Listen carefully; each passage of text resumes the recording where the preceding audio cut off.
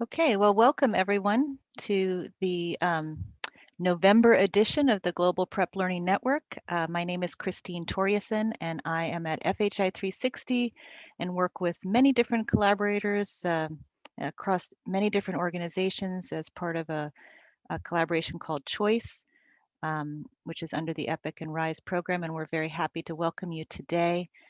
Today, we're going to focus in on one specific project called CHARISMA, which is funded by USAID. And CHARISMA does a deep dive into PrEP, relationship dynamics, and intimate partner violence. So I'm very excited for their presentations today, sharing the work they've been doing, some of the research they've done, as well as some of the tools that they have developed to help support um, uh, uh, addressing relationship dynamics and IPV with PrEP delivery. Next slide, please. So this is an overview of our presentations today. We will hear about the design of the CHARISMA RCT and hear about the results from the randomized control trial. We'll have a summary and some considerations that have come out of those results. We'll then go over resources for addressing partner dynamics and violence in PrEP services, discuss some mobile site development activities, and have a final Q&A. Next slide, please. So I'm going to introduce our speakers for today. Elizabeth Montgomery is from RTI International. She is a senior research epidemiologist and a leading expert on the role of male partners in women's HIV prevention, and she is the principal investigator of the CHARISMA project. Sarah Roberts is also from RTI, and she is a research epidemiologist whose research focuses on social and structural barriers to women's HIV prevention, including intimate partner violence, gender inequality, and stigma. And she's a co-investigator and the M&E lead for the CHARISMA project. Next slide, please. Thanks. And Tess Polani-Phillips is from WITS-RHI. She is the Director of Clinical Trials at WITS-RHI, which is based in Johannesburg, South Africa. Her research priority for the last few years has been understanding the intersections between sexual reproductive health and issues that impact adherence to PrEP-based HIV prevention interventions in the context of sexual violence. Tess is the co-principal investigator of CHARISMA. Next, we have Michelle Lanham from FHI 360. Michelle is a technical advisor who leads the research utilization portfolio for the CHARISMA project, including the development and dissemination of the CHARISMA Toolkit and other resources that address IPV and PrEP services. And finally, we have Miriam Hartman from RTI International, who is a public health analyst, and her body of work focuses on developing and testing interventions to address violence and gender inequalities. She is the intervention content lead for the CHARISMA project. Next slide, please. I just have a little bit of housekeeping to go over. We have a chat feature. One of the things that gets a little confusing is there's a little arrow next to the 2 in the chat line, and you need to select all panelists and attendees in order for everyone to see your questions and comments. We do welcome questions and comments throughout, not just questions, but also if you have an experience you want to share, please feel free to add that in the comment box as well. On today's session, we are actually going to go straight through all the presentations, and then there will be some responses to the chat questions as we go through, but then we'll hold the full Q&A and discussion until the end. Next slide, please. Okay, so with no further ado, I am going to pass this over to Elizabeth Montgomery from RTI to give us some background information. Okay, thank you very much, Christine, and good morning, good afternoon, good evening to the audience. I see the number climbing up already, so that's great that there's people joining. I'm going to start out by covering the background on CHARISMA and the CHARISMA RCT. Next slide, please. And before doing so, I'd like to acknowledge our fantastic CHARISMA team and collaborators. We're made of representatives from several different organizations, including RTI International, where I work, WITS-RHI, FHI 360, the University of Washington, Gender Justice, who are also based in South Africa, like WITS, and participated in the pilot study. We had throughout our work a fantastic project advisory committee, and the members are listed here. And then finally, I'd like to acknowledge that this work was funded by USAID through PEPFAR as part of the MPI consortium.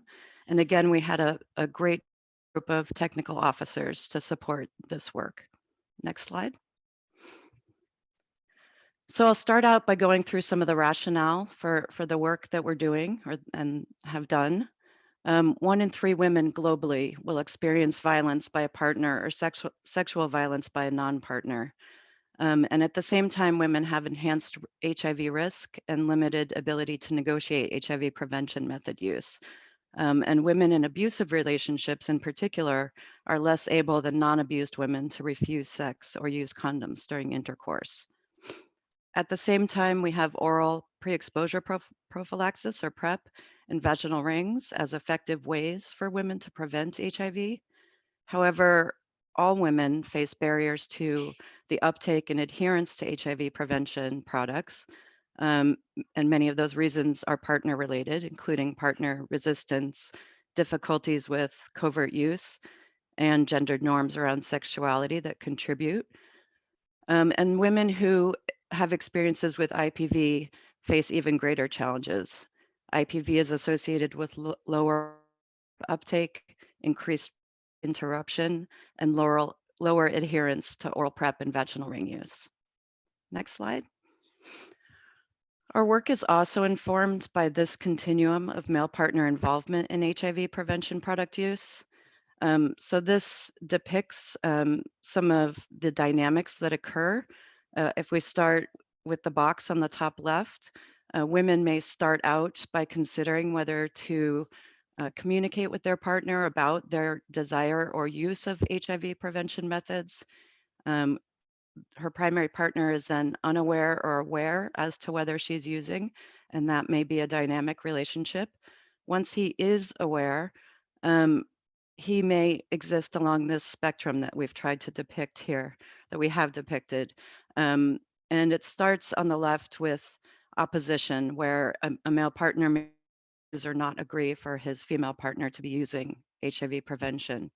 It then continues through the middle here, which we classify as agreements, where the male partner may not interfere HIV prevention method use, but may not be actively involved.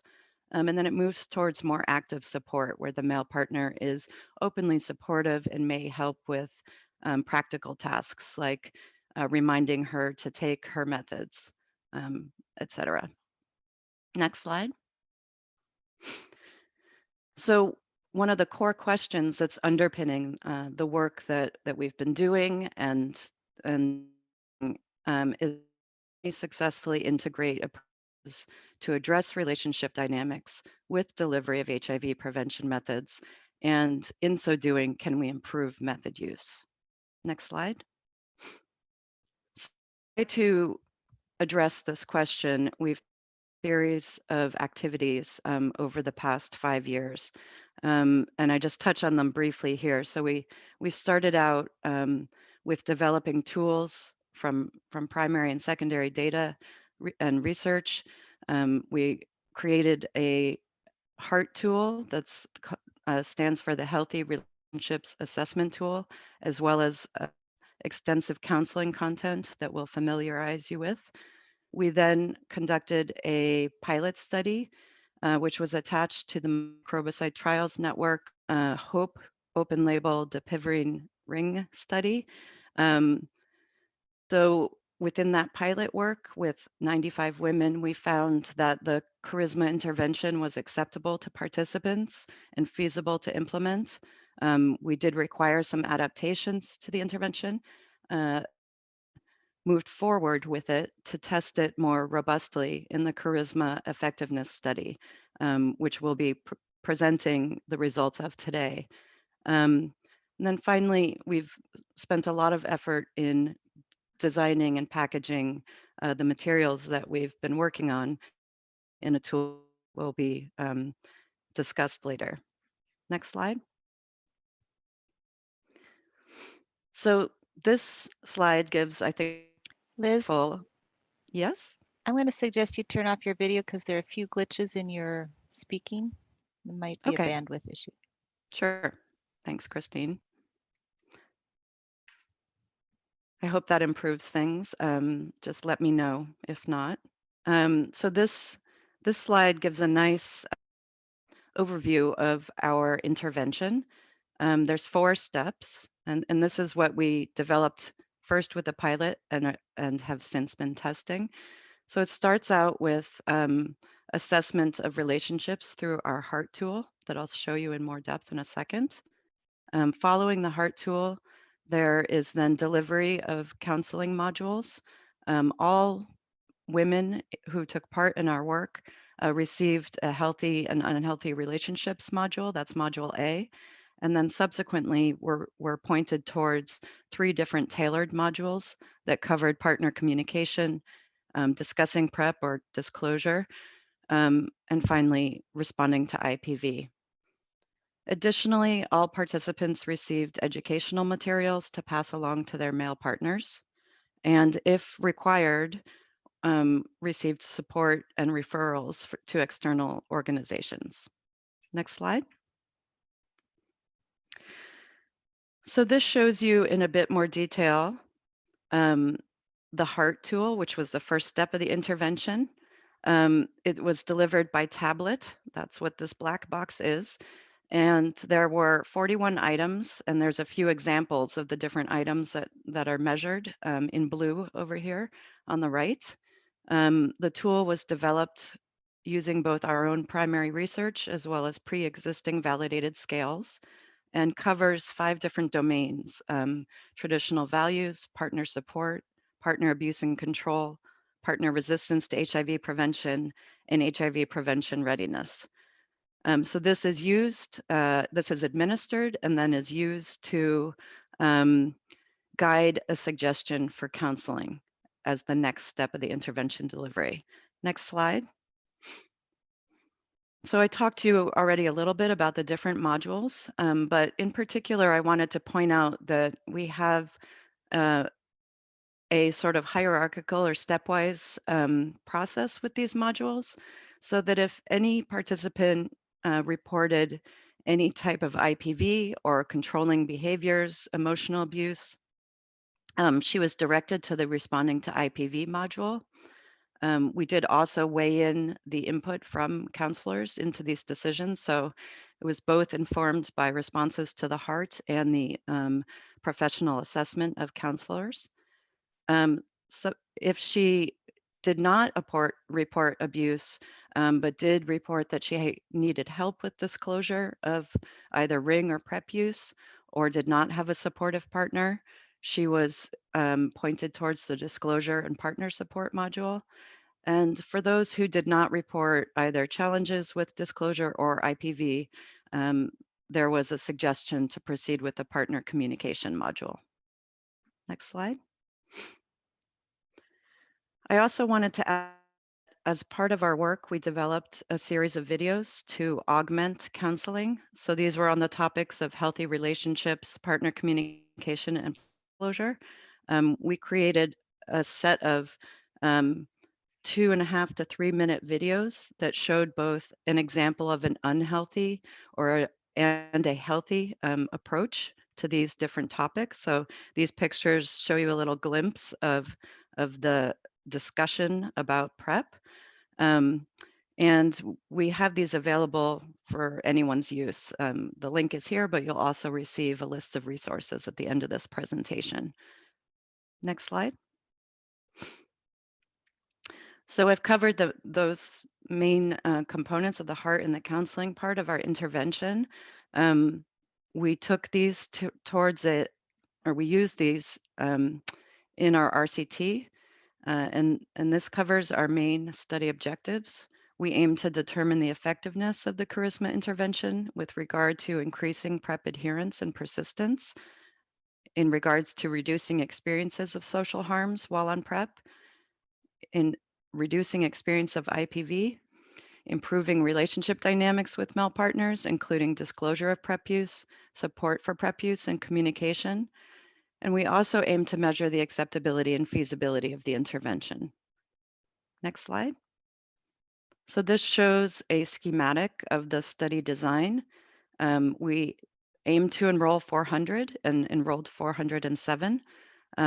In a randomized study, it was randomized 1-to-1 among HIV negative women aged 18 to 45.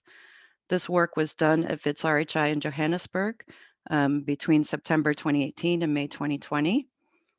There was 6 months of follow-up for each of the study participants. And within the two arms, both arms received oral PrEP. We ran the study as if it was a PrEP demonstration project.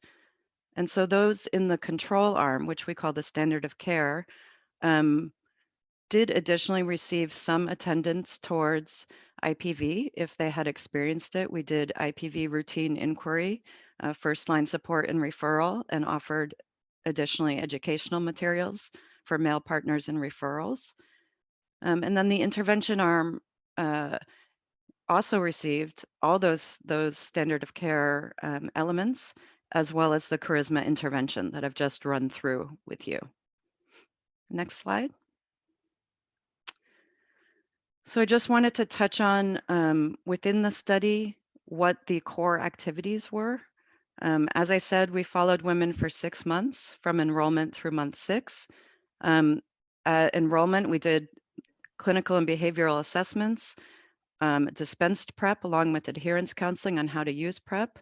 And at the if someone was randomized to the intervention arm, she was administered HART, received her counseling modules, as well as referrals if needed. We then saw all women at month 1 and did supplemental clinical assessments, PrEP delivery, and counseling. Women in the intervention arm received a booster counseling session, and were also followed up on the referrals that were given at enrollment. We then saw women at month 3 and did, again, clinical and behavioral assessments and collected a specimen to test for PrEP adherence. So that was done as a dried blood spot. We dispensed PrEP once again with counseling. And women in the intervention arm completed the HART. Again, this was to monitor if there was any change in attitudes, and were offered supplemental counseling if she reported IPV or had a new partner. Finally, at month 6, which was the study end, we did the same clinical and behavioral assessments and specimen collection as well. And women in the intervention arm, again, completed the HART and were offered counseling as needed. Throughout this study period, we recorded any incidents of social harms, including IPV. So I've given you, I hope, a comprehensive background profile of the work that we've done. And I'm now going to hand over to my colleague, Sarah Roberts, who's a lead statistician and M&E lead on this study, who will share with you the results of this RCT. Thank you. Thank you, Liz, and hello, everyone. I'll start with my video on, but if there are similar problems with sound, I can always turn it off. Just let me know. Next slide, please.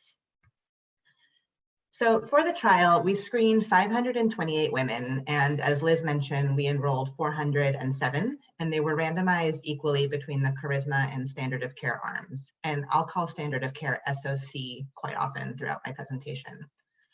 Retention ranged from 78 to 90% at each follow-up visit, which was above the 75% threshold that we had set when we powered the study. Next slide.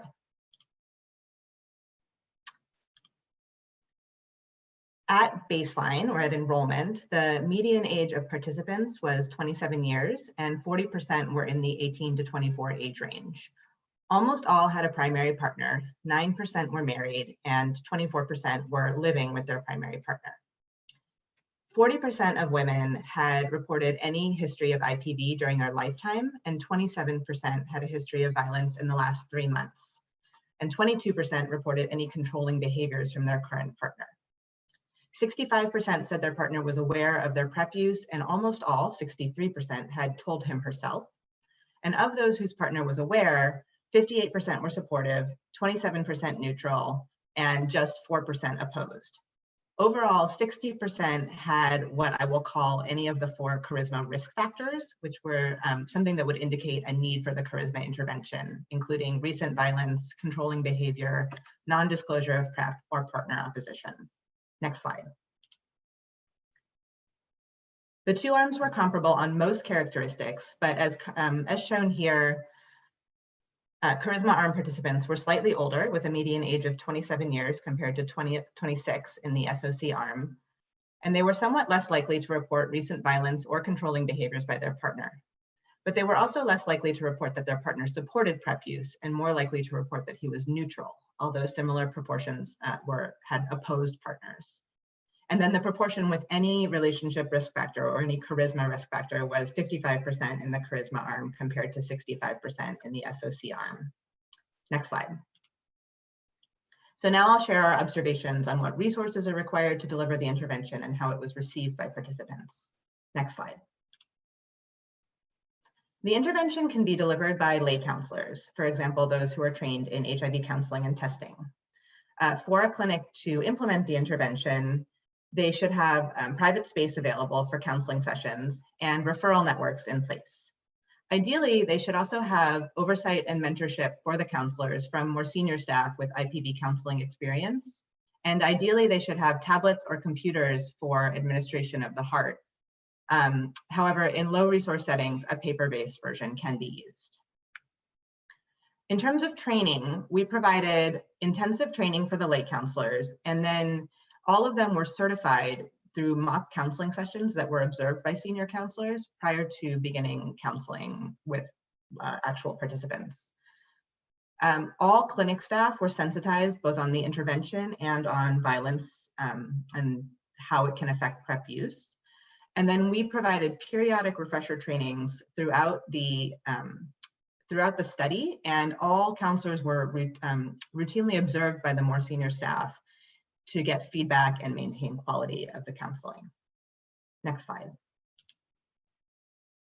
The mean duration of counseling was 53 to 74 minutes at enrollment, 27 minutes at month 1 for the booster counseling, and about 20 to 22 minutes at month 3 and month 6, which was almost entirely HART administration because there were very few counseling modules delivered at those visits. The HART probably took a little bit longer at enrollment when it was administered for the first time. So that suggests that counseling activities took 30 to 40 minutes for most participants and a bit longer for those who reported violence.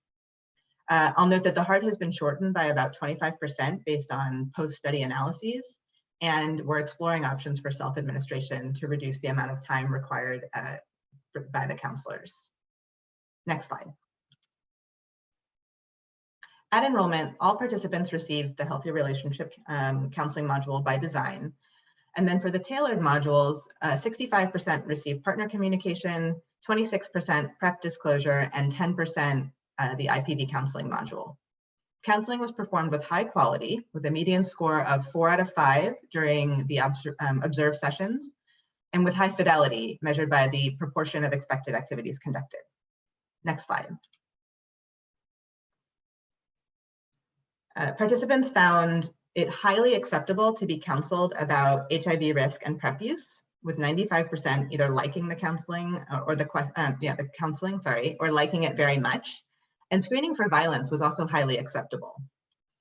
70% liked being asked other sensitive questions about relationships and behaviors, while 30% were neutral or disliked asking these questions. There was no difference between the arm in these acceptability measures. Next slide. Charisma intervention activities were also highly acceptable to the participants who received them. 85% reported that the charisma counseling took the right amount of time compared to being too long or too short. 88% reported that it had a very big benefit for them. 85% reported that charisma would have a very big benefit for other women in their community. And 97% reported that it was very important for charisma to be provided alongside PrEP provision and delivery. Next slide. So in summary, for acceptability and feasibility, we found that the intervention was perceived as highly acceptable to participants, and they felt that it would benefit others. The delivery of the Charisma Heart Tool and counseling did take time, but the majority of participants felt that it was the right amount of time, and that the intervention could be delivered very well by lay counselors. Next slide. So now I'll talk about the first aim, primary outcome of the study, which was PrEP adherence. Next slide. So I want to start off by introducing the 3 key components of adherence, which will help to understand how we measured it. Initiation, or uptake, describes the act of starting PrEP, and everyone in our study initiated PrEP by having a prescription filled, so we don't evaluate it as an outcome. Persistence describes the duration of PrEP use before an individual discontinues, either temporarily or permanently. And this needs to be defined by a clear break, either self-reported stop of PrEP use or, for example, an extended period of non-use, such as 14 days or 28 days. Execution refers to how well the participant took PrEP during the time that she was on it, while she was persisting. For example, does she take it daily as prescribed, just 3 or 4 times a week, only before or after sex, etc. So high execution means taking the doses needed to achieve effective protection from HIV. So missing a few doses here and there constitutes poor execution, but a participant may still be persisting on PrEP at that time. Next slide. So we defined for our study two outcomes related to PrEP adherence. For persistence, we measured the time from initiation to discontinuation, where discontinuation was defined as a self-reported stop, being lost to follow-up on the study, or being more than 14 days late for a refill. And our analysis focused on time to first discontinuation of PrEP use. But reinitiation can occur when a participant gets a new PrEP refill after she's discontinued. Then we measured execution based on the tenofovir diphosphate levels in those dried blood spot specimens that Liz described as an objective biomarker of PrEP execution. And we defined high execution as being over 1064 femtomoles per punch during periods of persistence, meaning when the participant was not more than 14 days late or on a product hold. And that 1064 femtomoles per punch roughly corresponds to 6 or 7 doses per week of PrEP, which is what we think is required for protection from HIV among women. And we defined these our execution measure in this way so that we didn't have overlapping measures of discontinuation and persistence. If a participant was non-persistent on PrEP, we didn't want to also count her as having poor execution. Next slide. So during the study, we found that 43% of participants in total had any PrEP discontinuation, including 40% in the standard of care arm and 44% in the Charisma arm. And this was primarily due to late refills. Only 3% of participants told the clinician or the study staff that they were intentionally stopping PrEP use. Next slide. The graph on the left shows you the time to first discontinuation for the participants in the Charisma arm in red and the standard of care arm in blue. So for example, you can see that at 12 weeks, the proportion still on PrEP changed from just over 75% to just below 75%. And the fact that the two colors or the two lines are overlapping so much tells us that there was no difference in persistence or time to first discontinuation between the two arms. And that is also reflected in the hazard ratio on the right of 1.09, which was not statistically significant. Next slide. For execution, this graph shows tenofovir diphosphate levels during periods of persistence for both arms combined at the month 3 and the month 6 visits. So you can see that for month 3, 21% of participants had tenofovir diphosphate levels less than 16.6 femtomoles per punch, which corresponds to no PrEP use in the past 4 to 8 weeks. 39% had adherence or execution levels suggesting less than 4 doses per week, but some use, which was between 16.6 and 700 femtomoles per punch. 19% had levels between 700 and 1064, suggesting 4 to 5 doses per week. And 21% had levels corresponding to our measure of high execution, which was the 1064 femtomoles per punch or 6 to 7 doses per week. At month 3, we saw lower levels of execution, with 42% of participants having no indication of PrEP use and just 14% having levels over 1064 femtomoles per punch, suggesting high execution. Next slide. When we combine across the months and just compare the levels of execution by arm, we see that the total proportion with high execution was 16.8% in the SOC arm and 17.7% in the CHARISMA arm, which corresponds to an 8% higher probability of good PrEP use in the CHARISMA arm, but the difference was not statistically significant. We also conducted 2 secondary analyses, where first we looked by visit month to see if maybe CHARISMA worked better early on at month 3 or helped participants persist for longer at month 6. And we also used a different definition of high execution with a threshold of 700 femtomoles per punch to correspond better to other studies. And in both of those cases, we still saw no difference between the study arms. Next slide.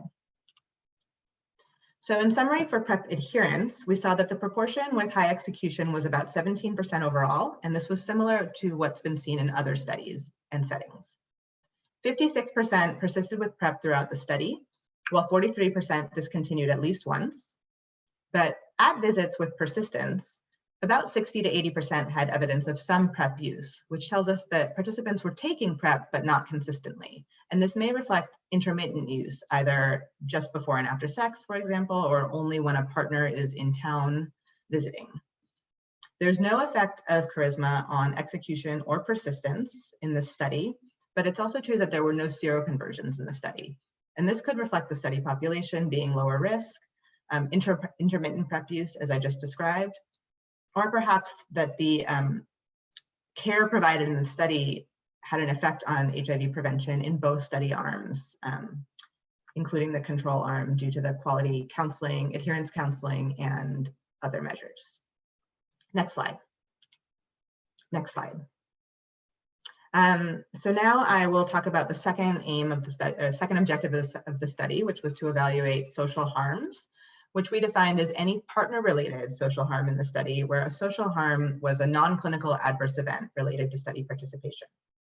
There was initial concern that when PrEP was initially being rolled out, that it could cause violence and other social harms, and so we wanted to measure that directly. However, there were only 4 social harms reported in the study, and only one of these was partner-related. It happened to be in the CHARISMA arm, but it was related to concerns of infertility due to contraceptive use and not around PrEP use or violence. So overall, we can say that the incidence of partner-related social harm was low in the study, 0.6 per 100 person years. And it didn't appear that either the study or the intervention resulted in significant social harm risk. Next slide. Now I'll talk about our third outcome, intimate partner violence. Thank you. I want to describe a little bit how we measured this so you can understand the outcomes. We asked about 13 specific acts of violence, categorized as emotional, physical, or sexual. Some physical and all sexual acts were considered to be severe, as indicated in the bold text, while the rest were considered moderate. And for each act, we asked whether it happened in the past 3 months since her last study visit, and if so, whether it happened once, a few times, or many times. Next slide. So our first IPV outcome was based on whether the participant experienced any violence during study participation, meaning any type of violence at any severity or frequency. The second outcome was based on a recommended definition from the STRIVE Consortium for physical or sexual violence. And that included at least 1 act of severe physical violence or 1 act of sexual violence, or 2 or more acts of moderate physical violence. So this definition excluded a single act of moderate physical violence because it's typically not considered to be indicative of ongoing abuse. Next slide. So let's see. On this slide, we can see that during follow-up, about 16% of participants reported IPV at either visit, and about 8% reported any physical or sexual violence. The graphs show you the rates of violence reported, or the proportion of women reporting violence by visit month, with, again, the CHARISMA arm in red and the standard of care arm in blue. And we can see that violence reports of violence declined in both study arms from baseline to month 3, and that the reports continued to decline in the control arm from month 3 to month 6, but leveled off somewhat in the CHARISMA arm. Next slide. When we do in our statistical analysis, we found that the rates of violence reporting were slightly higher in the CHARISMA arm than the standard of care arm for both of our IPV outcomes, but the difference was not statistically significant. And this remained true when we adjusted for baseline IPV, since it did differ between the arms at baseline, but that didn't change our conclusions. Next slide. So in summary, we can see that violence decreased in both arms during the study, especially in the first 3 months, but there was no evidence that CHARISMA reduced the risk of violence. This may be because participants in the CHARISMA arm were more comfortable or more willing to report violence during the study, or may have been better able to recognize episodes of violence due to the counseling that they received. It may also be because the rates of violence that we observed were relatively low, and we may have been better able to see an effect in a higher risk population. Or it may be because both arms received very high quality IPV counseling, and our standard of care was too good for us to be able to detect a response. Or it might have been because CHARISMA was ineffective, and it's not possible to tell from the data that we have. Next slide. Our fourth and final aim was relationship dynamics. Next slide. And there were 5 key outcomes here. There was disclosure, the proportion who have told their male partner that they're using PrEP. Support, the proportion of those who disclosed, it's important to say, the proportion who report that their partner supported or accepted their PrEP use, meaning that he was supportive, neutral, or they weren't sure of his response, and specifically that he was not opposed. And then 3 communication scales, 1 on relationship self-efficacy, 1 on decision-making, and 1 on communication. And all of these analyses look separately at the month 3 and month 6 visits, so they'll look a little different than the previous outcomes. Next slide. Thank you. So for disclosure, you can see that overall in the study, disclosure among participants with a primary partner was about 62% at baseline and increased to 86% at month 3 and a similar number at month 6. Next slide. At month 3, there was no significant difference between the CHARISMA arm and the standard of care arm in the proportion of participants who had disclosed. But at month 6, the proportion of participants disclosing was about 11% higher in the CHARISMA arm, and that difference was statistically significant with a p-value of 0.02. Next slide. In terms of partner support, you can see that it was extremely high throughout the study, with 97% of participants reporting having a partner who was not opposed to PrEP use at baseline, and that number increasing to 98% or 99% at month 3 and 100% at month 6. So we weren't able to estimate a statistical model because all partners were supportive at month 6, but you can see that there wasn't really any room for the intervention to have an effect on partner support. We also did a post hoc analysis to see whether CHARISMA moved participants along the spectrum from being neutral to supportive, but we also didn't see evidence of that. Next slide. This slide shows the results for the communication scales, and the average difference in scores between the CHARISMA and standard of care arms are shown in the red box for each scale and time point. Also, although some of the differences approach statistical significance, for example, the relationship self-efficacy scale at month 3, all of the magnitudes are quite small relative to the range of the scores for each scale, and they were not likely to correspond to meaningful differences in communication based on these results. Next slide. So for relationship dynamics, in summary, we found that most participants disclosed PrEP use to partners, but that disclosure was significantly higher in the CHARISMA arm at month 6 compared to the standard of care arm. So this is a promising result and may be attributed to the skills building counseling that these participants received. Male partner support was extremely high in this population throughout the study, and there was no difference between arms. So it would be interesting to test this intervention in a different setting where there was less male partner support and more opposition. And there was no evidence that CHARISMA increased relationship self-efficacy, decision-making, or communication. Next slide. So in the last couple of minutes, I'm just going to share the results of some subgroup analyses that we thought were interesting. Next slide. We sought to explore whether charisma worked differently for certain populations, for example, in younger versus older women, in women who lived with their partners versus those who didn't, and among women who had any of the 4 charisma risk factors versus those who didn't. And to remind you, those 4 risk factors were any violence in the past 3 months, partner controlling behaviors, non-disclosure of PrEP use to the partner, or partner opposition to PrEP use. Next slide. So this is a busy result, but I will walk you through it. We found some indication that charisma may work better among women who cohabit with their partners.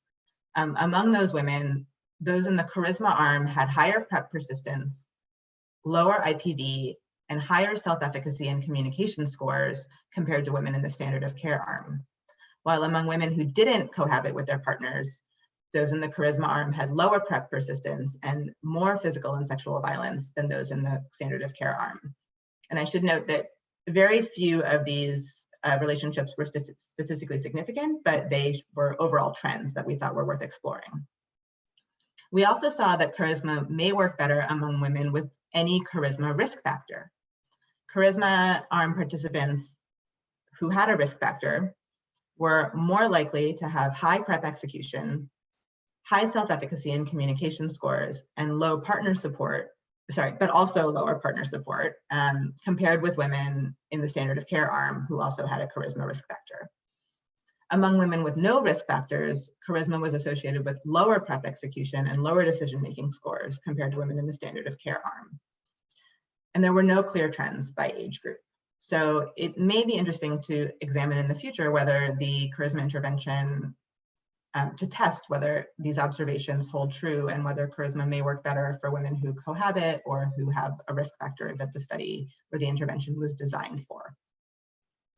So that comes to the end of my presentation, and I will pass it off to Tess Talane-Phillips to go through some summary and considerations for us. Thank you. Thanks very much, Sarah.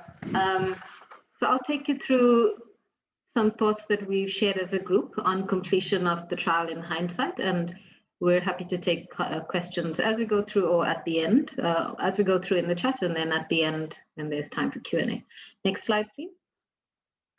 So I think Sarah's covered in the most concise way possible all of the data that we've been digesting over the last few weeks. And I think the one thing that we want to take away from having implemented the study is that charisma really was feasible and acceptable as an approach to intimate partner violence and relationship counseling in the context of PrEP delivery. And we say that because really charisma offered opportunity to the young women that participated in the study to have an opportunity that often doesn't come by very easily in our setting. It helped them to identify what is really a sensitive topic to discuss, but also then to go further and dig deep and look at the entire relationship dynamic and how this potentially impacted not just PrEP use, but the HIV risk and their health outcomes. And so despite the outcomes of the study not having been effective, I think the one thing we want to state very clearly is the high level of acceptance, the high level of willingness to engage and to become more aware about their sexual reproductive health rights. The second thing that we learned was adherence was slow. And so this is unsurprising in that we've had many studies display this, and that the intervention itself had no direct impact on increasing PrEP adherence. But we also then think further that many of these young women may have modulated their PrEP use around periods of heightened risk. And by heightened risk, tying back to the point that approximately 9% of our population were married, about 21% living with the partner, and the majority, 80%, living away from the partner. And so these issues together may have impacted the willingness to take a daily oral tablet or modulate the risk or understand PrEP use to be on demand versus daily oral. The third point is that we followed 407 women over 6 months of follow-up. And unlike many of our other studies, we had zero seroconversions in the 6 months of follow-up. In Hillbrow and Johannesburg, amongst the number of clinical trials and observational studies that we've conducted, we've seen at least a 4% to 5% incidence in a 1-year follow-up period. So clearly there was something that women were doing or they were being characterized by. They either had lower risk of HIV, which may be associated with the fact that they did not live, majority of the women did not live with their partner on a daily basis, or that they modulated the PrEP use intermittently around their heightened periods of risk. We also found that IPV decreased in both arms. And I think here, the one thing we want to take away is that the women in the CHARISMA arm may have been more sensitized and more comfortable reporting IPV, thereby canceling out any measurable impact at reducing IPV. We also know that the counselors on the clinical trial team were not the usual counselors that are based in many facilities with high volumes of participants on a daily basis or patients. And so as much as there was a standard of care arm, these are clinical trial trained counselors with more than 5 to 6 years of experience that had received quite extensive support and counseling to be able to give this guidance to participants. So perhaps there was some dilution of effect because of the higher level of skill of the lay counselors. When we look at disclosure to male partners, it was significantly higher among CHARISMA women at month 6, but not at month 3. And so the question then that is on everyone's mind is, should we have gone on longer? We did not know that. Maybe we should have, so that we could have built rapport with women. Most partners were supportive, and this we feel was a significant win. In a population that is highly affected by gender-based violence and intimate partner violence, opening up a conversation about HIV prevention is extremely difficult. And so the fact that women self-reported increased levels of disclosure tells us something changed, and it made them more comfortable, either through the visibility of the videos that they watched, the counseling modules, or the supportive staff at the study site that would have made it okay for them to open up this conversation safely. Next slide, please. So reflections in hindsight. To what degree were results impacted by our intervention length and content? So when we designed the study, we tried to mimic as much as possible the fact that it would ultimately, if found effective, be rolled into public PrEP delivery settings where women would be seen on a quarterly basis after the initial initiation, and then the month 1 follow-up would be seen quarterly. And so the design was structured to blend into a public health setting. Did we go too lean in terms of not having had the opportunity to build as much rapport as we should have in the early days? Should we have had more closely packed visits early on and then spread them out further into the study to ensure that women felt completely able to communicate with the study team? The fact that we were seeing participants disclose issues later on meant they learned something. And so should we have looked at the intervention to be more intense in the early days and then tapering off intensity as we went forward? How would results have been different in the study population if they were more vulnerable? So should we have targeted women that were at extremely high risk of intimate partner violence? Again, going back to the point that many of these women are meant to reflect the women in the average community in our setting, women that would go into a PrEP delivery clinic, that would seek out care for PrEP and other services. And so maybe we should have targeted women that were at extremely high risk, but then to prove a concept, essentially. Women had variable agency in our study, and this changed over time based on their risk perceptions. But the women were at risk of STIs, and we know that we targeted a population that was at risk for HIV, was at risk for intimate partner violence based on the baseline data. Women with a high charisma score, and when we talk about high charisma score, we mean women who reported any recent intimate partner violence, any recent controlling behavior in their partnership, who indicated PrEP non-disclosure or partner opposition to PrEP use, were more likely to be adherent, as you heard, although this was not significant.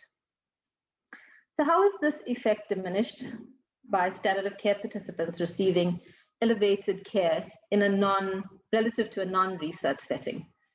We cannot assess that completely as yet. because the study staff were able to have a level of continuity in seeing the same participants come into the standard of care arm.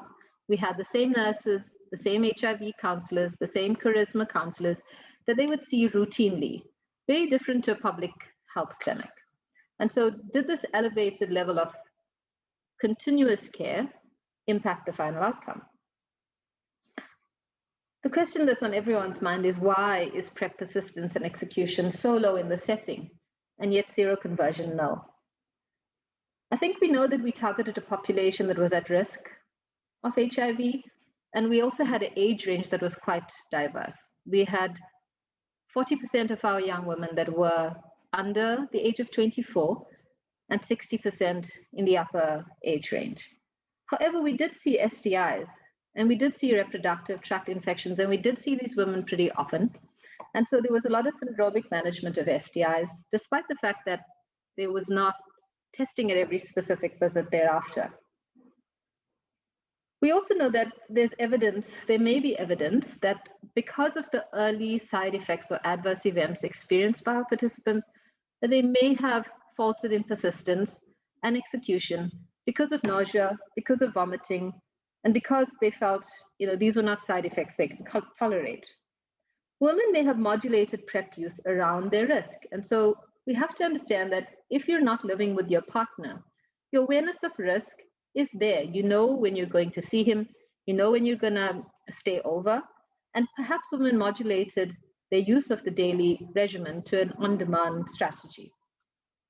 So clearly we're thinking a lot about all of these things that may have impacted PrEP use. Next slide, please. So what are the conclusions and our next steps? Suddenly we recognize that charisma is not superior to the standard of care in context of impacting PrEP persistence. The possible considerations that we have in mind is that there was clear established feasibility and acceptability of the intervention. Charisma did not increase harm to the women in our study. We noted that within the social harms, the low reporting of social harms, and we know that there's potential for this to benefit just with the education component, just with the partner communication skills, to open up conversations that women otherwise would not be able to navigate. We have learned much, we've created much documentation, and Rihanna's been sharing that on the chat. We've refined and implemented skills development of staff and lay counselors and nurses in our teams in Johannesburg so that they're able to better address intimate partner violence external to the context of charisma. And we have a charisma toolkit that has intervention materials that will be posted online. I thank you, and I'll pass now to Michelle Lanham, who is the technical advisor at FHI 360 and leads the research utilization activities for charisma. She'll tell you more about the charisma toolkit and other resources that we have. Thank you. Thanks, Tess. So I'm going to give you a quick overview of some key resources that can be used to address partner dynamics and violence in PrEP services. Next slide. The first resource is the Charisma Toolkit. So we've taken all the components of the Charisma intervention and packaged them together. So I'm going to walk you through each of the components of the toolkit briefly. The first component is a guide to implementing the Charisma intervention and considerations for adapting it to different populations and settings. Next is a training curriculum to equip lay counselors with the skills that they need to implement the Charisma intervention. This training includes many of the key concepts from the WHO curriculum for training healthcare providers to care for women subjected to violence. And then it also includes the additional information about PrEP and the intervention in particular. Next slide. The next component is the detailed counseling manual that provides lay counselors with step-by-step instructions for implementing the Charisma counseling. And a partner resource to that is this job aid that's designed to be set up on a table during the counseling session. The client sees one side with key visuals to help guide the discussion, and the counselor sees key messages to cover on the other side. Next slide. We included in the toolkit everything you would need to administer the heart relationship assessment, including the code to program the heart in REDCap. And there are educational materials that women can share with their male partners, And finally, to help PrEP programs map the services they may need to refer clients to, we include templates for a referral directory and referral letters. Some of the toolkit materials are currently available on PrEPWatch, and the rest of the toolkit will be published on PrEPWatch this month. And although the CHARISMA intervention didn't show a significant impact on PrEP adherence, we think the content could nevertheless be useful for those delivering PrEP services, as there's currently little publicly available counseling content on addressing relationship dynamics and partner violence with PrEP clients. Next slide. Liz mentioned the CHARISMA videos that are shown to clients during the counseling, and these videos are available on the RTI International YouTube channel. Next slide. So many of you in the PEPFAR world know that it is a PEPFAR requirement to ask about intimate partner violence as part of PrEP services. This slide provides some details from the COP20 guidance about what is required. To help support implementation of this requirement, CHARISMA and the choice activity of EPIC and RISE developed a standard operating procedure and job aid that PrEP programs can adapt and use.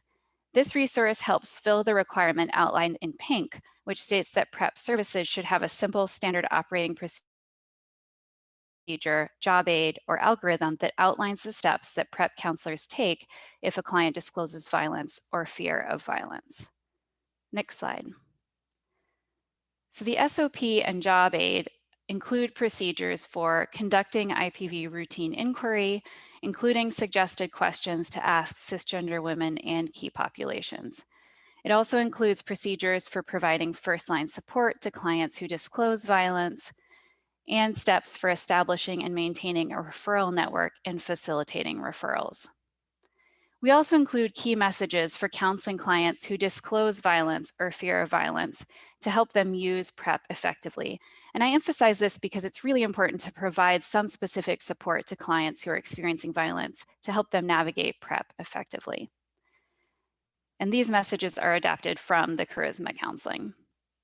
We also include tips for supporting program staff who are experiencing vicarious trauma from working with survivors of violence. And we include a brief section about procedures that may need to be adapted in the midst of COVID.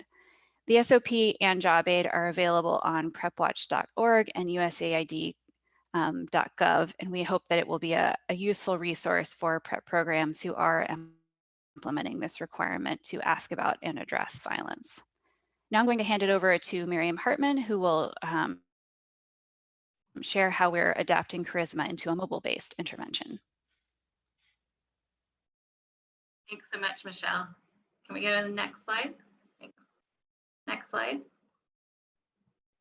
All right, so why create a mobile site? Well, you heard that the intervention took substantial time to administer the heart relationship assessment tool, as well as the counseling required. In addition to that, the training as well is quite intensive, and this might not be feasible in other limited time and resource scenarios. We also know that a need really exists for more accessible relationship and IPV counseling support. It's not always feasible for women to be able to attend a clinic or see a counselor in person, or for those counselors to have sufficient time to spend with women. This was obviously particularly salient during the COVID-19 lockdown here in South Africa, where we also saw increased reports of IPV to police and to hotlines. Next slide. So what's the process we're taking to develop this tool? We're taking quite a participatory and rigorous process. It's primarily 3 steps. So you'll see the first step is content adaptation, and that's where we're using human-centered design workshops to adapt the in-person counseling into mobile-friendly tools. So this involves 2 to 3 two-day workshops, and we're splitting women by age groups, 18 to 24 and 25 to 45. These ideas then are being put into a very rough prototype, which will test one-on-one with women through cognitive interviews, which is essentially a think aloud process where we'll get more feedback to really refine the tool and bring it to the beta testing stage. In the beta testing stage, we'll take a little bit more of a refined prototype. We'll walk through it with 80 women, and our main goal here is to evaluate usability and functionality. So after that, we'll make further refinements with our web developer, and then we'll bring it to the field testing phase. So the main goal of field testing is to assess acceptability and feasibility. And at this point, we want to bring it into public health clinics. So we'll select 4 public health clinics and show the tool to 160 women, have them use it, watch them interact with the content on their own, and then interview them afterwards about the experience. We'll also be monitoring for technical feasibility at this stage. So across those 3 steps, we'll find ourselves with a final product. You can take me to the next slide. Next slide, thanks. Okay. And I just wanted to give you a little bit of input from the first workshop. So we have started the first step of this process, and we conducted a workshop with young women ages 18 to 25 in Johannesburg. You can see we undertook a lot of really creative processes, from persona creation to other prototyping activities. And through these activities, we heard that young women were identifying patterns of historical abuse among their peers and subsequent mental health and relationship challenges that they felt they wanted and needed support with. So the first image you can see here on the left hand is the persona creation, where they really developed these in-depth characters that we then considered as we moved through the development and adaptation of the counseling content. We heard that the young women have a great desire for opportunities to really create their own life and healthy relationship journeys. So in the healthy relationship counseling content, we have content around discussing and considering what ideal partnerships are. And so what the young women did is they turned this into a build your own partner activity. You can see that also translated to this create your bae. In addition, as you can probably see here in this content as well, the young women had really creative suggestions and thought through additional adaptations that they'd like to see to counseling. For example, around gender-based violence, they asked for self-defense and other associated physical strength videos where they could build their skills in that way. Next slide. So we are thinking about the future beyond this as well. And obviously we don't want to reinvent the wheel. So we are drawing from existing features and tools that exist. For those of you in South Africa, you may have heard of the High Rainbow chatbot. We're also engaging with National Department of Health product teams here in the country to consider technical feasibility and alignment of values and needs so that we can think about integration and ensure that we're all moving towards the same goal. We also want to consider other sources of input for other adaptations to make sure we're meeting broader needs of young women across South Africa. So considering relationships with dreams and receiving feedback in that way. I will now hand it back over to Liz to wrap up, and then we can move into question and answer.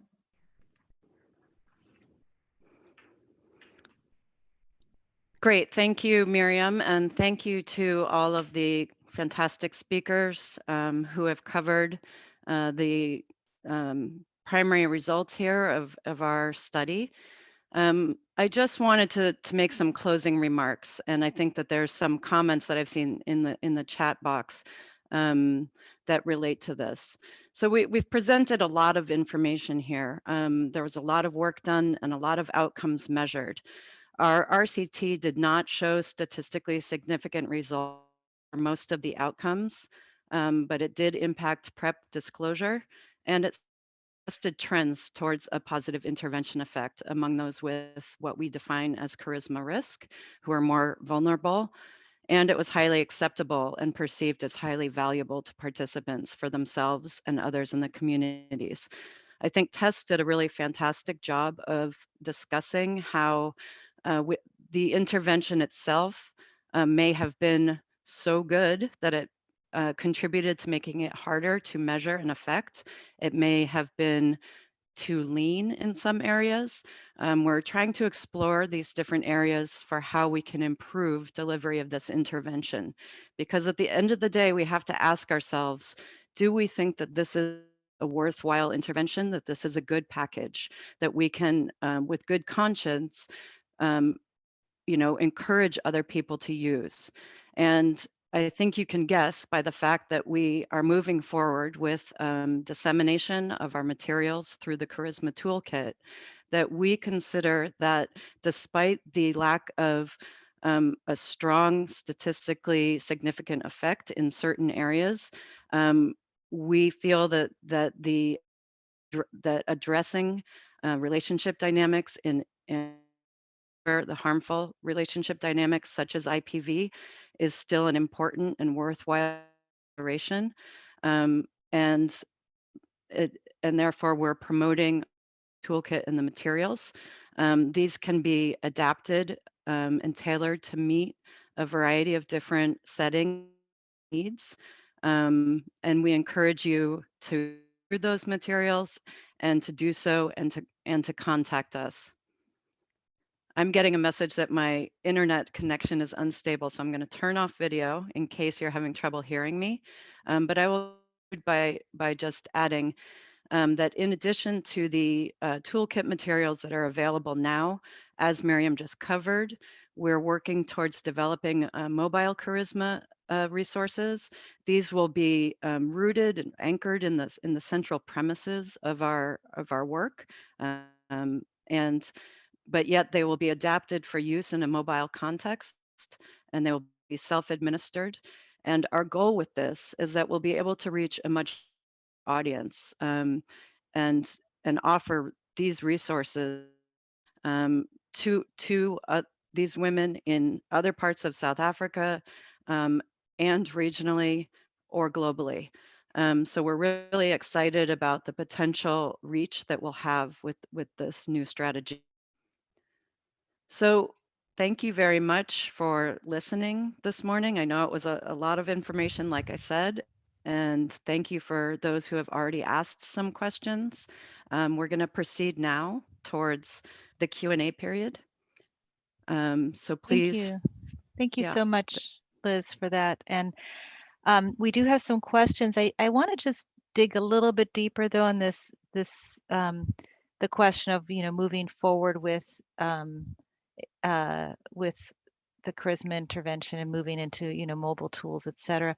I just want to unpack a bit how difficult it is to affect change in this space, no matter what the intervention, right? We're dealing with relationship dynamics, intimate partner violence.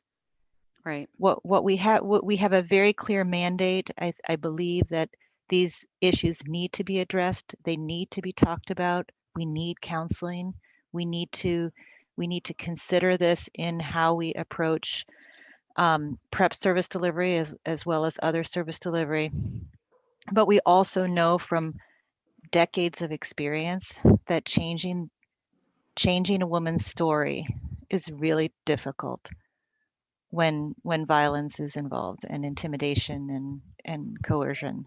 So I just wonder if maybe we just have some of you panelists maybe just reflect on that, meaning, it's not so straightforward as taking a drug, putting in a randomized control trial, it works or it doesn't work. If it works, we move it forward. We're talking about a really complex dynamic here. Yeah. Liz, do you want to go first and then I can follow? Yeah, I'll just say a few words. I really appreciate you raising that point. I actually meant to touch on it in my last wrap-up slide there. You're so right. I mean, this is such a complex issue, and we have been doing this work, trying to find effective strategies for decades. It's not easy, obviously, to make major changes within a short period of time that coincides with the duration of a research study. In addition, complexity of the issues that we're trying to tackle, behavior interventions and those addressing IPV are historically very difficult to prove for a variety of reasons. So we have sort of a dual challenge here, which contributes to our feeling of this wasn't worth nothing. I mean, it's still valuable what we've done, and we're seeing trends in what we think are the right ones. Tess? Thanks, Liz. I think at a practical level, I can give insight into what we see day to day in all of our studies and the levels of exposure to gender-based violence and intimate partner violence, which is why we were so committed and remain committed to this agenda. So I think in terms of why pursue this, I had the opportunity this morning to unblind our study participants. And, on reflection, the feedback was, what are you going to do next? It was really great to be in the study, but clearly we need more because there still is violence. We still have sisters and mothers and young women in our community murdered and maimed for life because it is still an important issue. And so when I reflect back from the beginning of CHARISMA, this is not unique to current day in Johannesburg or in South Africa or in many of our African countries. When we did the Aspire trial and we followed up with some of the participants who were exposed to violence in the trial, as part of CHARISMA, we invited them in. And Aspire was the phase 3 trial of the Dipple brain ring. When we invited them in, those that had experienced violence were initially uncomfortable to talk about it, and then they were fine to talk about it. And then we chose a subset of women that had indicated they did not experience violence. But when we interviewed them, they then disclosed, actually, yeah, we do suffer a level of intimate partner violence. And then subsequently, we asked those that didn't experience violence if they'd be comfortable for us to invite their partners through. And so even for women who initially said they did not experience violence, continued throughout all of the qualitative work to say we did not experience violence, when their partners came in, they said, oh yeah, we do hit her and slap her if she doesn't do what we say. And so you have a completely complex environment, which is not unique to Africa or South Africa. It's a completely complex issue that needs multiple tiers of information sharing to start to crack the surface of this. And I think that, yes, we may have not got the pieces to fit together essentially to drive persistence and execution, but we got a lot of women to initiate PrEP. We got them to understand the principles, and we gave them sufficient education and support to take it forward so that not only themselves, but others in their family and their friend circle benefited from something that otherwise is quite difficult to navigate.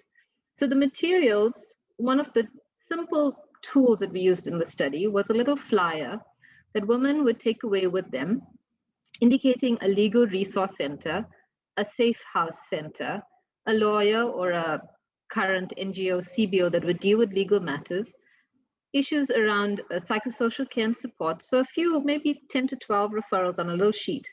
And I can tell you that the women, when they would come back, would ask for more of those because there just isn't enough direct referral or available resources for people to use. We also used, in terms of, I think there was a costing issue in there, we did use lay counselors in the study. We didn't use psychologists, we didn't use psychiatrists to administer this intervention. And so collectively, we're able to take something into a public health setting that could be extended to lay counselors, staff that do not have specialized skills in managing all of these issues, but can certainly prove effective in navigating this arena effectively. So I think the value add of this is that we've started to navigate a very sensitive topic, and it would be a significant disservice to the community and to the research world if we're not able to take this forward. Victims of extreme violence are scared and cautious to talk to us on the phone. The MobiSite app is meant to give women who are not able to come through to a clinic to navigate and get access to things discreetly and at their own time. And so I think there's extreme value in taking 5 to 6 years worth of information that we've collated and sharing it broadly so those that are most in need would have access to it. Thanks, Tess. And I just want to, I just wonder if you all could comment also on the broader point of, this CHARISMA focused on an intervention for women, but intimate partner violence cannot be addressed you know, women cannot solve the problem of intimate partner violence alone. We need to address community norms. We need to address the partners that are perpetrating the violence. There needs to be a broader approach. And so this is just one piece in the midst of a much larger effort. I don't know if you want to, I just wanted to put that out there, and I wanted to know if you want to comment on that. And there were a number of questions around to what extent male partners were engaged or interviewed. Yeah, another great point, Christine. Thank you. And I'll start us off and maybe then hand over to Michelle or whoever wants to comment. So in our pilot work, where we were attached to HOPE, we did engage with Sankey Gender Justice, who are a community-based organization, and they did a lot of work in the communities at that time, disseminate information about IPV, about the vaginal ring, and about the efforts that we were making to reduce HIV and increase PrEP or ring adherence with women. In the end, we didn't feel like we did a good enough job because of the timing. We were having our, these community action teams that we are working with, were going out in the community and talking about the ring and so forth when it was not yet widely available. That said, I feel like that type of work would be beneficial now and is beneficial in what they're doing in other realms, Sankey Gender Justice and other partners. Because you're right, it's part of the whole picture. So when we moved forward into our CT, we decided to target more directly the male partners of women in our study who are using PrEP. And we offered the male partner packets, and we invited men to come forward and come to the research setting at any time. And we feel that was more appropriate. And I think ultimately, because this is so complex and there are so many different dimensions that both are needed, both targeting partners directly and the community. Where I thought you were going with this question was to comment that it's not just women experiencing violence. Men are also victims. Yeah. And so something that we've been talking about as a team, just for everybody's information, is in the future adapting this intervention towards MSM or other men, and addressing the fact that men too are victims. I don't know if any of my team members would like to add on. Yeah, this is Michelle. It is a very important question and one we really grappled with between the pilot and the RCT. And I firmly believe that and we know from a lot of evidence in violence interventions that, the most effective interventions have multiple components and address not only people at risk of violence, but their broader community and partners. And so I do believe that moving forward, a component that addresses the broader community and specifically male partners is really important. Of logistical reasons that we weren't able to include the male partner, the broad male partner component in the RCT. And that's too bad. But I think we're all seeing in the PrEP world, as in any other HIV prevention introduction process, that it's just critically important to have broad community mobilization and awareness among, community members, men, parents, community leaders, in order for there to be an enabling environment for women and girls and other PrEP users to use PrEP effectively. So it's something that, should continue to be an important part of the conversation moving forward, and certainly, part of intervention and program design moving forward. So thanks for bringing up that point. Thanks. And this is where I'm frustrated that we don't have an open I wish our audience could speak. We unfortunately, the way these webinars are set up, we have to have the audience muted in order to manage the lines, but because we've had over 150 people on this call. But I do feel like we are missing the opportunity to have a little bit of that dynamic back and forth. It's not as good as through the chat as it is in real time. So I mean, we've talked a lot about this now, but Rachel just put another comment in here about why not do more tweaking, I guess, or adaptation before moving forward. I guess I just wanted to comment on that. For example, one of the items that you shared was the provider IPV standard operating procedures and job aid. And so this was not part of the CHARISMA intervention. This was developed by CHARISMA in collaboration with Choice to address a programmatic need that we have a PEPFAR requirement, a very good one to address IPV and gender-based violence in PrEP programming. And yet there are very few tools or resources for providers to do this. And so I kind of highlight that as again, not to, I think these are valid points to the team to, think deeper about what can be done with the CHARISMA intervention, but given the results. But I also think that the intervention showed no harm overall. Having counseling, in both arms appears to be beneficial, and we do need tools. Like the field needs tools, counselors need tools, providers need tools, women need tools. So this is a really sticky question, and I recognize why people are asking it. But in some ways, we go forward with we don't do a RCT on every tool that we roll out into program. And I think based on what I've seen in this RCT, this is a good tool for program.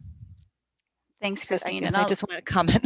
Yeah, no, we really appreciate that. And I'll just add that, we don't yet have a lot of evidence about what works to, address relationship dynamics and partner violence to improve PrEP adherence, but we do still have a lot of evidence that relationship dynamics and violence are a major barrier to PrEP use. So I just keep coming back to that, and that just because we didn't see many significant effects of the intervention, as we implemented it in the RCT, doesn't mean that we shouldn't keep trying to figure this out and tweak and address, this important issue, which is why we developed the SOP and job aid that you mentioned, Christine, so that programs have some something to start with. And I would really encourage y'all to take a look at the CHARISMA counseling materials, because there's just a lot of great content on how to walk a woman through the process of deciding whether or not to tell her partner that she's using PrEP, which I think anybody who's been involved in PrEP service delivery or counseling,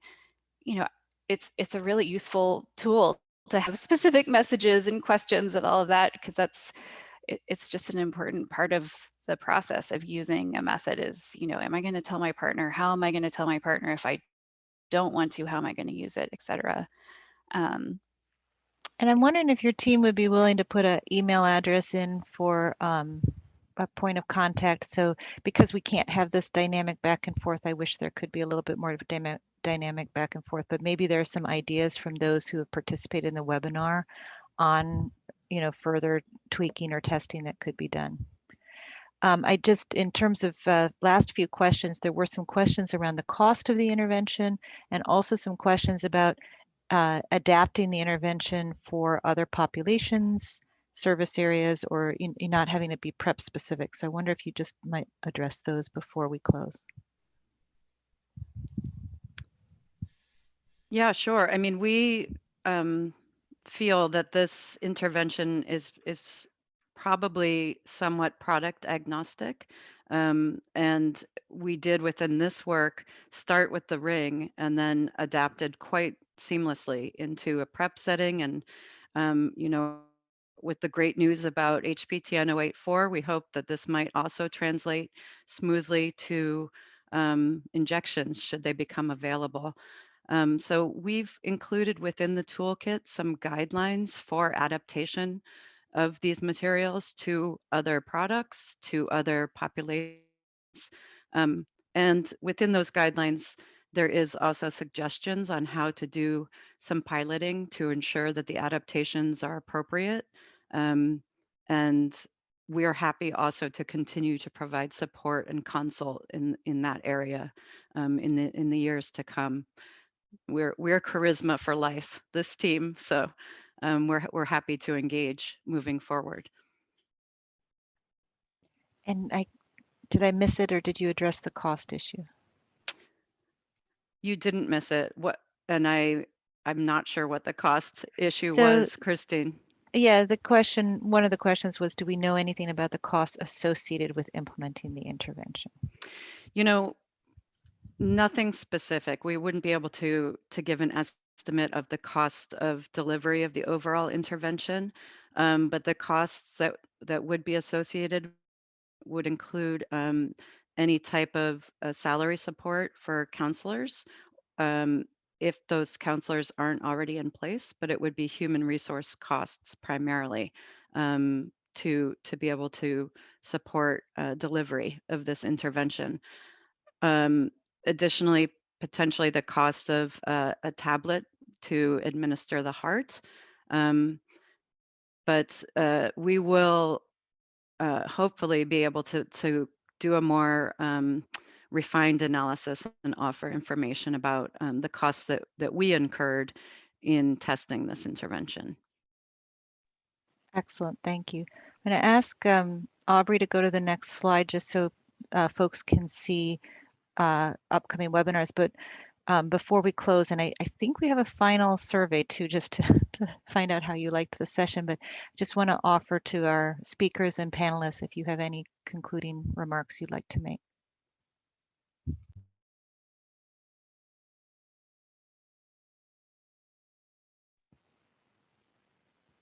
Okay, and if we don't, that's fine. So then I'm just going to ask folks if you could please answer the poll. It's a very quick click. And then just to note that we will not have a Learning Network webinar in December. We wish you all a very happy holiday. We will reconvene in January for a very important topic, which is around the use of risk assessment tools and really rethinking and changing the way we use risk assessment tools for PrEP, because we don't want them to be a barrier for PrEP uptake and use. And then we have a couple of other topics that we're still sorting out the final dates, but we'll let you know what our February session is once we have that. And then a reminder that we have a website on PrEP Watch in which all of these materials are available from every single webinar. We have the PowerPoints, we have the resource sheets. We also send those out. It usually takes us a couple weeks after a webinar to put together the question and answer list and resource sheet. But you can find them all on the website. And I think that's it. I really appreciate our wonderful speakers and also our wonderful participants in the great discussion in the chat. And we look forward to meeting with you again in the new year. Thank you and have a great day or evening.